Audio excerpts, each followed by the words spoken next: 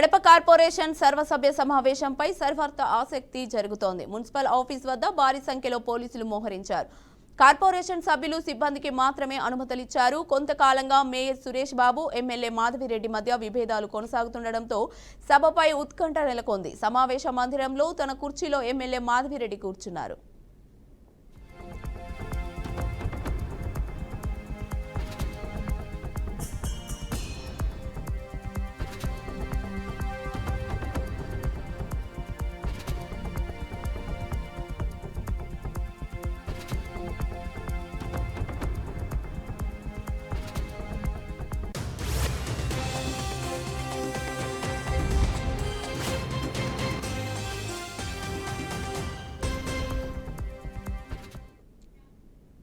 ప్రపంచానికి ప్రధాని మోదీ ఇచ్చిన బహుమతి యోగా డే అని కేంద్ర మంత్రి కిషన్ రెడ్డి అన్నారు. భారత్లో పుట్టిన యోగాను ప్రపంచ దేశాలు గుర్తించాయని చెప్పారు. హైదరాబాద్ ఎల్బీ స్టేడియంలో అంతర్జాతీయ యోగా దినోత్సవానికి కౌంట్ డౌన్ నిర్వహించారు.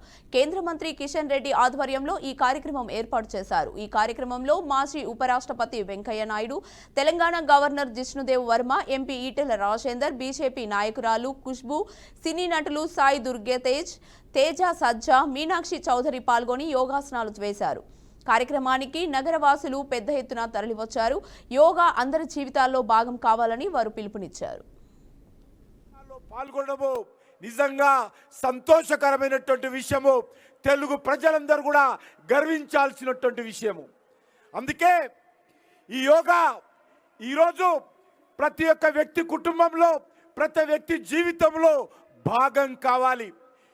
యోగా ద్వారా మానసికంగా, శారీరకంగా మనమందరం బాగా ఉంటే మన ఆరోగ్యం బాగా ఉంటుంది, మనం చేసే పనులలో బాగా ఉంటుంది, మన కుటుంబం అంతా బాగా ఉంటుంది, మన సమాజం బాగా ఉంటుంది, యావత్తు సమాజం అంతా కూడా ప్రపంచమంతా బాగుంటుంది.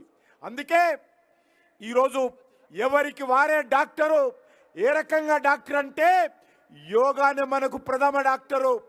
ఏ సర్వరోగ నివారిణి యోగా. కాబట్టి అందరూ కూడా, నేను విద్యార్థులను కోరుతా ఉన్నాను, యువకులను కోరుతా ఉన్నాను, ప్రొఫెషనల్స్ కోరుతా ఉన్నాను, ఉద్యోగస్తులను కోరుతా ఉన్నాను, సామాజిక కార్యకర్తలను కోరుతా ఉన్నాను.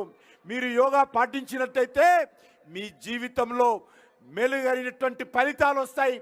దాన్ని ఆచరించాల్సిందిగా మీ అందరూ కోరుకుంటూ, ఇప్పుడు మన రాష్ట్ర గవర్నర్ గారు మనల్ని మార్గదర్శనం చేసిన తర్వాత అందరము వారి సందేశం అయిన తర్వాత ఎక్కడికక్కడ మనమందరం కూడా అతిథులతో సహా మనమందరం యోగా చేద్దాము.